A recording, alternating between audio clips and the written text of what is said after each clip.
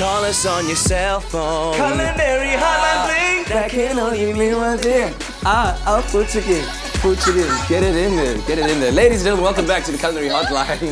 Caitlin and Zola in the house. And of course, we're taking your calls on 0839133728. This question I love a lot because when we were talking to Grant earlier on, we were talking about saving money in these financial times. So starting your own garden is a great idea, but obviously you don't want to waste anything. So Rita Steenkamp says, please advise if you'll be able to freeze fresh herbs in ice cube trays with a little water that you can of course then use later, because I have a new garden and I don't use a lot of the herbs yet, but I don't want to keep throwing away the herbs that I don't use. Absolutely. Answer is yes. Yes, you can. Yeah. How do we do it? Yes, you can. So it's as simple as chopping up your herbs. So we've got them in a little ice cube tray here ready. So this could be parsley, could be any of your fragile herbs. I love doing it with coriander because I use a lot of coriander at home in like Asian food. And coriander seems to go off very quickly. So you chop it up, and then I would just label your herbs just to make sure.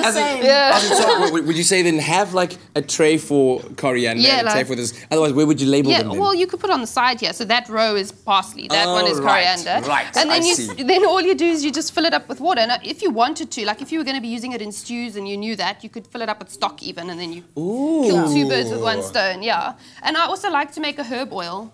Just to drizzle over. That also keeps the freshness if you want. Yes. But I mean, that just popped into a stew, or I mean, even if you were making that pasta, for instance, you could just pop it in there and it would melt, and you still got that freshness. Absolutely. And so once it's like that, how long can you keep it for before it just really runs its expiry date? Because you don't want 3 months. Yeah, months. I was about to say 3 months. Yeah, 3 months. Just watch the surface. If it gets like freezer burn, then you know, okay, it's time to. Okay. Time to let it go. And you don't have to keep these. You can still use your ice cube tray for ice cubes. Just once they're frozen, put them into Ziploc bags, and then you can also label the bags. Okay, because you know, I would have been that guy that just keeps them in the... I figured. Yeah. Oh, thanks, so. Anyway, another one here says, I always find the following 2 words in recipes, but never know what they mean, so I just leave it out as we do. Okay, illustration, like there, in case you're wondering. So the words are this, guys.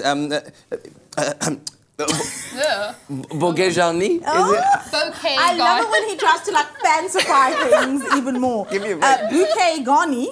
Bouquet garni. Okay, cool. So that's basically in like a soup or stew, or most French recipes that cook for a really long time, savory recipes that is, they ask for a bouquet garni. It's basically just like a bundle of herbs if you directly translate it. And what it is, traditionally, some people just tie it with a string, but traditionally it is all encased in a leek leaf. So this is just a leaf. Which you would normally throw away. So Which you would also normally throw away. Yes. And then you add some thyme, some bay leaves. Look how beautiful these fresh bay leaves are. Celery, parsley. Generally the stalks are used, but if you have the leaves, why not? And then a few peppercorns. And then you wrap everything up together, just like so. And then you'll tie it with a string.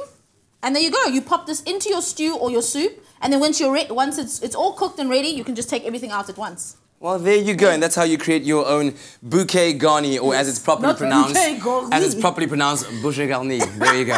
Listen, we're gonna touch on the second question a little bit later on, but right now it's time for us to go over and talk about a very, very interesting book. And you were saying that the interesting thing about people that use banting as a diet and it works for them is because they learned how to cook. Cook at home. Everyone cooks at home. But the title of this book might just spark some controversy. It's called Banting Sucks.